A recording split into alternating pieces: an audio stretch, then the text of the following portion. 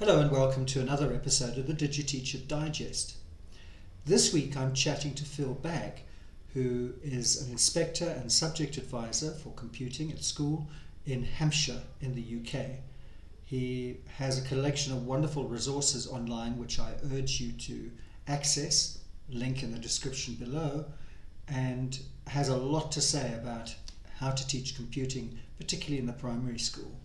So, hi Phil, it's great to finally be able to speak to you. I've been following you on Twitter for quite a while and seeing your resources, your fantastic resources from your website. And I'll put a link to that in the description below. Um, I don't know quite how to describe you because you are an inspector subject advisor for CAS in Hampshire, is it? Yeah, so I work for a local authority, which is very unusual in England at the moment. There don't seem to be many local authorities. But anyway, that's local politics and really boring. Yeah, I work for Hampshire Inspection and Advisory Service. So we do lots of work with mostly I work with primary school teachers who where schools want to improve computing. But I also teach for 2 days a week as well. So I work in two different schools, and I do a day a week, and I mostly teach their computing. So I don't teach all of it, but I teach mostly the programming side of it. And I do other bits and pieces. We link that to design technology, a little bit of robotics in there, all sorts of things really. I And making jam personally, sandwiches, I gather. yeah, it's funny actually. I very rarely use my jam sandwich anymore. I like it, but I was not totally clear that it ever really led to any greater understanding of anything apart from the need to be very precise, which I think is quite useful in lots of areas of computing. But so it's not. Although everybody always says about it, and it's out there, and it's got lots of it. My son's more impressed with the 100,000 hits on YouTube than anything else I've ever done. But then that's teenagers for you. But yeah, I have often felt that it never really sort of went anywhere else in some ways. But that's that's yeah, a mute point really. Yeah, so I'd like to start just by asking you what you feel that the balance should be in teaching computing generally, between information literacy, digital literacy, end user applications, and the programming and more computery sciencey stuff. Yeah, I think actually all of it's really important, and I think we lose. Um, I think we should have a curriculum that includes aspects of computing science. I think that's really important. I think that if pupils don't really encounter that by their teen years, then often they just exclude it from their worldview. And we know from university take up that actually, these things are quite important for the sort of science subjects and for engineering and for maths. And even if you're not going to become a programmer, which most children won't be, I think it's important that they have some understanding of how our sort of digital literacy world works, really. But alongside that, children who don't have a good understanding of how to use all of those useful tools out there, the spreadsheets, the databases, the word processing, the desktop publishing, all, and we could bigger and bigger of those. I think actually, if they don't have that as well, we are also excluding a whole area of understanding. So I think actually both are really, really important. And actually, I think they should be given equal weight. I think if there's anything our curriculum has probably learnt, it's that the computing science is important. It does need to be included, but actually, I think lockdown has probably taught us that actually children do need a wide variety of information technology. What we might have called ICT skills in the past is really important as well. So yeah, a balance. A balance is important. Yeah, so I'm a middle school teacher. I teach grade 8 and 9, the first years of our senior school system. And I've always tried to include everything, and quite clearly you can't. I see my classes generally once a week for an hour and 10 minutes. Mm. And I've always been flummoxed by how do you get everything that you feel you need in a computing curriculum? How the hell do you pack it in? Yeah, I think that is always an issue, and we see that in all our areas of education in the UK as well. I think to some extent, giving it, making it a subject that is compulsory and has to be taught I think is quite important. I don't know what that's like for you in South Africa, but certainly here, computing has to be included from what we would call Key Stage 1, which is our 5 to 7-year-olds. And although we have a year before that, which is sort of like a reception year, it doesn't have to be included in there, but good teachers often include aspects of introduction to using things, getting on things, aspects as well. So, yeah, I think you're right. I think we always have to make choices in what we do. And I think that for me, often with some of what we might call the information technology stuff, it's about encouraging schools to have a balance of things. Yes, somewhere in there, children need to do some word processing. If they don't, hit that, understand it, it's such a, and looking also at how these things develop and how they're used in different areas as well. So, taking something like word processing, there's so many other applications and other areas that have an element of that. So, it's pretty sort of fundamental. And then some sort of data handling as well, I think is important. As well as the computing science aspects as well, programming. But to some extent in the UK, schools make some choices about what IT and what sort of digital literacy skills they want children to come up with. And as long as there is a variety, that's fine. But you're right, you're always going to have some choice in there, and there will be teachers who will say, right, we're going to do some green screening work. That brilliant. And others might say, well, no, we're going to do some animation. I love that as well. And I think sometimes there is a choice, and some might do both.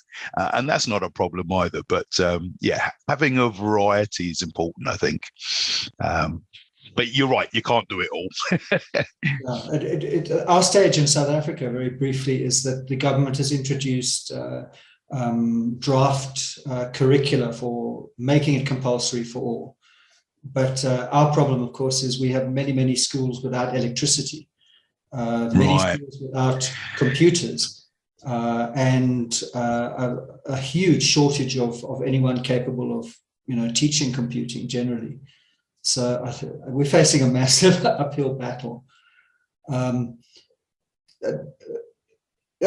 me, the most interesting thing really about computing is the pedagogy, how to teach it, because it seems to me that you can either very much lead kids, this is how you do it, or you can kind of throw them into more kind of problem-based and self-exploratory work. And neither of those two really work. So obviously you have to be somewhere in the middle. So again, it's about finding a balance in the middle. And I know that you have, quite a lot to say about pedagogy. Any advice you could give me? Yeah, I would agree with you in lots of ways. I think there is a sort of real importance of both, and it's interesting if I just look at the programming just for a bit, sort of zoom in on that, because so when I first started teaching programming, to be honest with you, I had no clue what I was doing. And I veered massively from, right, let's just all go play with this stuff, which my topmost learners, my most advanced learners got loads out of that, the 3 or 4 children in the class. The others looked baffled, there was no sort of, and then I went the other way with, right, we've all got to do this, do do this, sort of very, very controlled, which got them all looking at stuff. I had less users off task, but I also felt very frustrated because I thought, well, there's not that sort of creativity and thought that needs to go into this. And actually, it caused me about 3-4 years ago to just go and have a real look again at all the research that's out there. And fortunately, 2 bits of research really sort of hit home, really. Well, actually, not just 2, probably about 5 or 6 to be fair. But so first of all, I realized that I needed a better order or progression of understanding. I had tried to introduce too many complex things at the same time. So I was falling foul of sort of Sweller's a thing where you've got a novice learner, is too much stuff that they're taking in. So I'd have children have a fantastic lesson, and then they come back the next lesson and they hadn't remembered most of it at all. So I was having that typical sort of overload. And fortunately the University of Chicago produced some really lovely guidance on things like sequence and repetition and selection, and then looked at the sort of what was easiest to teach earlier on and what sort of was harder and harder and harder. And that massively helped. That was really, really useful for research. I went back and had a good look at the sequencing of all the programming things I did, took out some stuff that they said was really complex and put it further on. And that really helped to start with. And then I would say the other things that really helped was there's some lovely research from the States called Use, Modify, Create. So this idea of using a program first, so starting with a good example of something rather than a blank sheet, and then the modifying, making some changes to that program, and then them creating something. So that was really useful as well, because I realized that there was sort of this ownership thing that we could go through where we sort of took, although the first time I tried that, I found again that my top learners did really, really well in it because they could think of the sort of questions to ask themselves about the code, and my middle ones sort of, and my bottom ones really struggled. And then this lovely research from the UK came along, and that's called PRIM, Predict, Run, Investigate, Modify, Make, and that's Sue Sentences. And that really helped because what she was saying here is that some of those stages, it's okay for you to come up with the questions. It's okay for you to direct what you want them to really look at. You're the one who's the expert learner in here. You're the one who knows how to ask those questions. So the predicting's really great because you get to look at it away from the computers. And I treat that in a very sort of low it's a low stakes thing for me. The children have a little look at it, they work in pairs, they discuss it, they come up with what they think it does. And what's lovely is when they go and actually run the program in the next bit, the run bit, you get this yeah, I got it right, or that's what it does, because they've already started that thinking process about it. And then the investigation was really useful because I'm asking some questions to make them really think about it. What I found is not just with pupils, but also with teachers when I'm doing teacher training, often if we're presented with a bit of code and we're not really that, we've not done any programming massively before, it's like a blank thing. We just don't really look at it. But when you ask someone a question about it, then they have to go and read it and look at it. And I was finding that with the children as well. And then they love the modification bit because they can go and they'll have 4 or 5 areas to go and modify. Can you make that run faster? Or can you make that can you make it do this? So they're starting to change things, but the rigor of making them write an answer or tick an answer or select something and then mark it at the end of each one really helped, because that enabled me to see whether there was strugglers, people I needed to help with, and that's really useful because if I can identify the children are struggling at that point, we can go back over it, we can do other strategies, we can help them. And then the most important bit for me is the make bit at the end. and I always make time for the make. I think that's really important, because if children, if they can't prove to me that they actually can use the concepts and things we've introduced in the first place, then if they haven't got agency over that, then what's the point? And also, that's sort of coming back to Pappert's bit, isn't it? That in some ways children need to make something, and where I'm not so keen on that sort of let's just go discover it for ourselves bit, but at that point where they've done some really in-depth thinking and they've really looked at it and they've changed it, and then they get lots of success from the make, and that's really lovely. They're excited, they're interested in it. With my struggling learners, I'll often go and, sometimes I help them with the reading process, because some of them are struggling with that. Sometimes I will cut off a few questions to make sure they get a good go on the create as well, the make bit of that, because I think that's really important. Another really, really useful strategy that really helped is basically Sushi Grover from the States as well did some lovely research around starting away from the programming language to introduce a concept before code, she calls it. And it's lovely research. And it just, she did it actually more with your age pupils, not my age pupils, but we've sort of transferred it downwards. So when I introduce things like repetition or conditional selection, I always do that away from the computer, in the classroom, away from everything. We just use algorithmic examples, loop 3 times, wave, bow, very action orientated things. And we look at things like the flow of control with the children about how that works. And that's been massively important as well. The nice thing there is there's some really useful research about transfer. One of the things I found really early on is that children would do some of these concepts like repetition or selection. They would do these in something like Scratch, say, a wonderful medium of programming, very accessible. And then when we went to use those in either a text-based language or in another block-based language, they didn't transfer the concept across. They'd look almost blankly, what's this thing?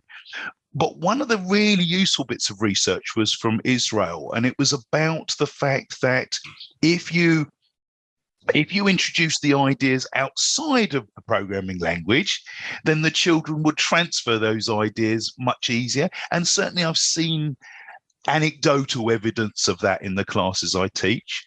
And that's been nice. So yesterday we were doing some crumble work, which is another block-based programming, lovely little crumble boards, which are programmable boards. And it was nice to see quite a lot of those concepts transferred quite well, and they weren't just looking blankly at it, which was great. So I'm sorry that's a really long answer, but those are some of the things that have sort of helped with the sort of programming side. No, I think that's an amazing tour through the resources that from your website that have really impressed me are those learning journey. Because the situation I'm sitting with in middle school is the students come up into the high school in grade 8, and some of them have had some Scratch background or something, but half the class hasn't. So I'm sitting before me are some people who have some experience and people who don't, and what the hell do you do?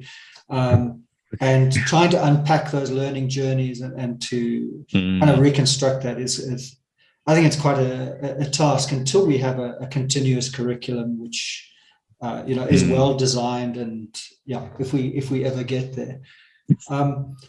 Another thing, just a general observation about computing across schools, is that in primary school it tends to be very much expressive. So you see a lot of teachers with green screens and stop frame animation and doing the most amazing projects in self-expression. And then at the upper reaches of the high school, when they're preparing for their matriculation exams, they're doing Java programming and they're learning theory, and it's very abstract and very dry, and there's not much self-expression.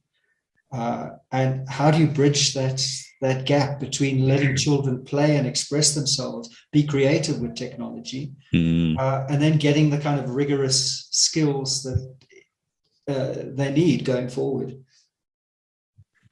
Yeah, I do think this is a real issue, and I would say we've bumped into the same problem in our what we would call Key Stage 3, which is our from 7 upwards. Oh, sorry, not from age 11 upwards, and then our Key Stage 4, which is the sort of first set of exams period. So yes, I think, and I would say there is an issue with that generally in the UK as well, because I think it's very tempting. To some extent, the design of exams make a massive difference. Are you going to allow an open-ended project in your exams? Now, we had the really unfortunate thing of the exam boards in computing science coming together and saying, well, the one programming activity that we had as a project now counts for no marks. Yeah, exactly. So, of course, if you are going to take those aspects out of a curriculum, then I think you're right. You do reduce this sort of expressive sort of aspects of that. And of course, then teachers will always be looking at what gets me the most marks.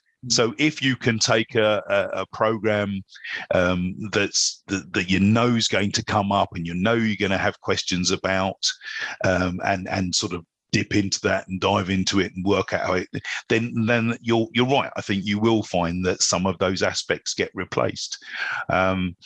It's a real difficult one, because the problem often, I think, is, you know, the argument for not having an exam inside a system, not having a sort of creative expression of whatever you're doing as part of it, is that it's too easy to copy or cheat or go online or find. And it is true that in programming, you know, we will go and find things from all sorts of places.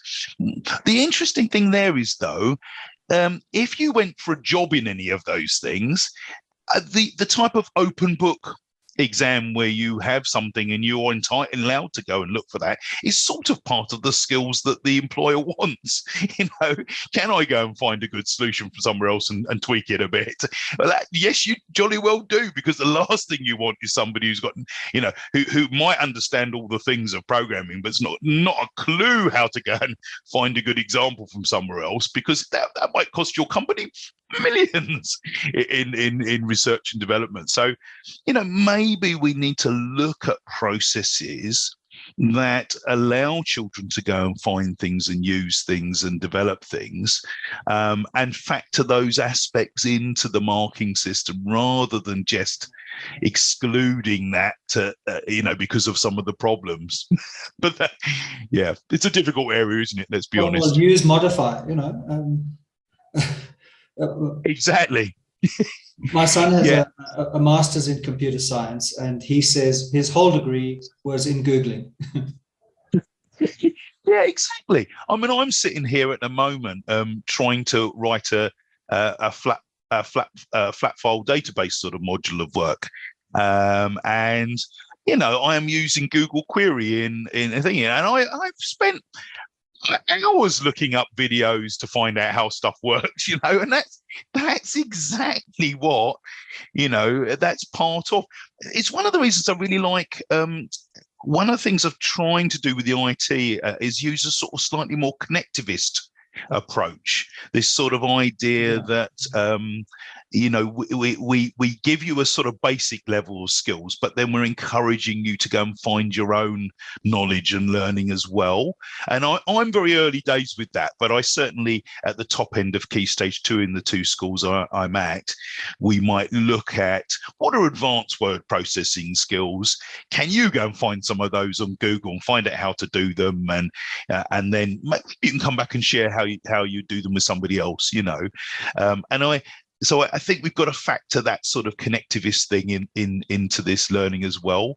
And I'm not totally sure we've really got that well enough in the sort of exam phases of learning.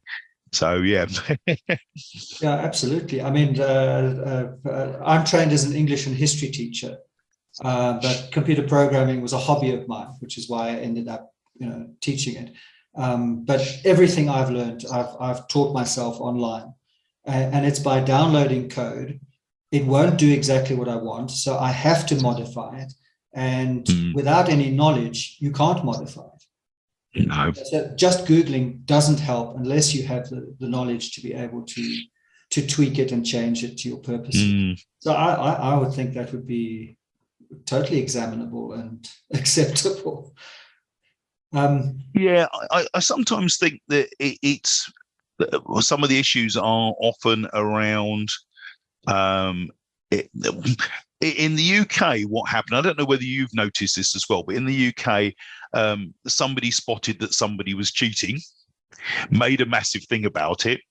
Then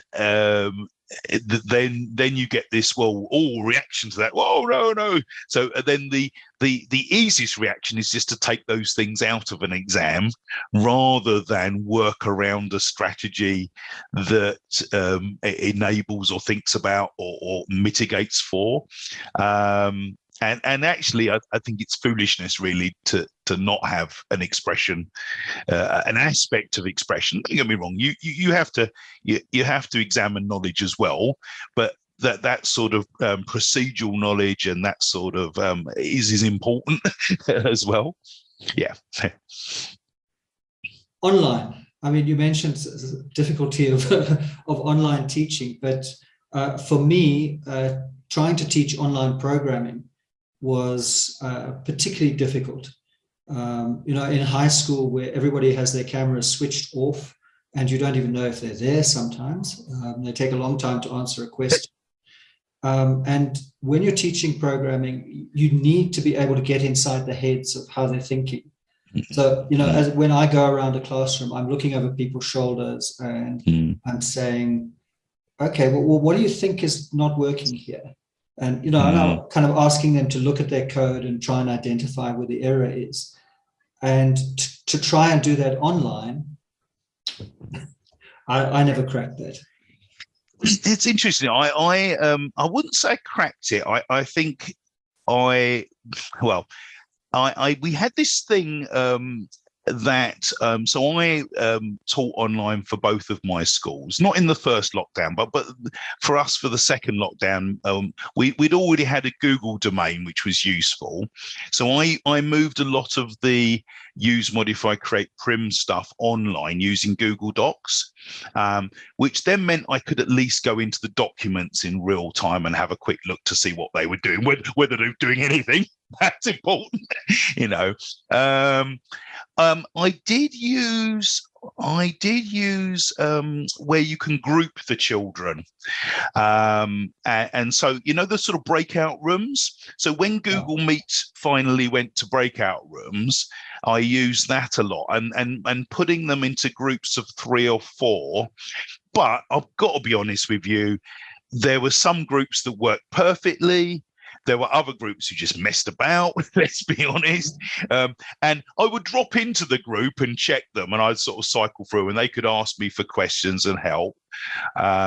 It was better than nothing, but didn't replace face-to-face learning. I would say for me, I would say it was about 60% as efficient as being in the class for those children who had the devices and could access it. And obviously for those children who don't, it's 0% efficient. So, and that was probably the saddest thing, because you'd sometimes have a child who might have a data device, but it might not run Scratch. So, they're excluded from that straight away. So it's all those things. I would say in some ways that our lockdown in the UK accented or made even more clearer the digital divides of children. I mean, I was trying to teach on Make Code, and for some reason, some versions of iPads, because most of the kids had iPads, but some versions, they couldn't right click, and they would tell me I can't save. It's never there when I go back, and and again, how do you check what they're thinking? And breakout rooms came for us after the lockdown. So We only got it too late. We were already back at school. Yeah. In that, I was lucky. The head teacher of I've got my own Google domain. I just use it as a thing, and so the head teacher gave me permission to use that, which had breakout rooms, whereas it would have cost me quite a lot if we'd have done it through. Well, it wouldn't during lockdown, but it would now. So yeah, but even then it wasn't perfect, and sometimes I'd end up with a child coming back and say, "Mr. Bagge, oh, okay, correct." I have got the dubious. I did actually, for a whole half a term, teach all the classes in the same year group. There was about 90 plus children in the year group, and then about sort of 75 of them were online, and so I taught them all at the same time. And that I mean, in some ways, I'm pleased I did it, because we're now actually not as far behind as we would be otherwise. But, that was a mad experience.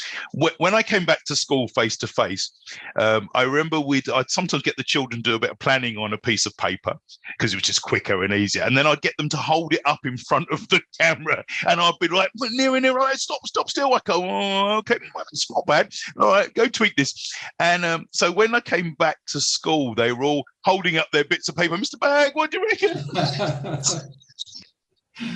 Which, yeah, it was funny, but in retrospect, yeah. I think also what we found is our primary pupils, which is the age I was teaching. So I'm teaching mostly sort of 7 to 11-year-olds. They would leave all their cameras on. They liked seeing everybody. They liked being seen. My son, who's 16 now, he would be downstairs on his, and I'd pop in, and there, as you say, it would be the teacher's face, and then all blank screens across the whole thing. So of course, you see nothing of expression in the children. You don't see if they've gone off task, if they're looking out the window, if they're all of those clues that we get as classroom teachers were all gone. So you felt like, I really felt for his teachers, because I imagine it felt just like teaching to an empty chamber, and an empty room. Whereas at least with my children, they're all over the place, but you could see them, and that does help, definitely. Yeah.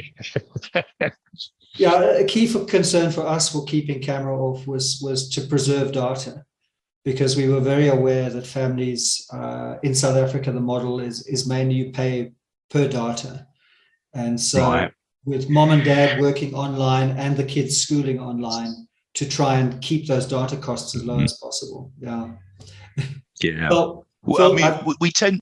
Sorry, go on. No. If you wanted to. No. I mean, in UK, mostly if it's home broadband, people pay for not for data. They pay for a set package, and it might be geared down. So most of our children wouldn't have that restriction. So it was more about turn your camera off if it starts to break up or stuff like that. But yeah.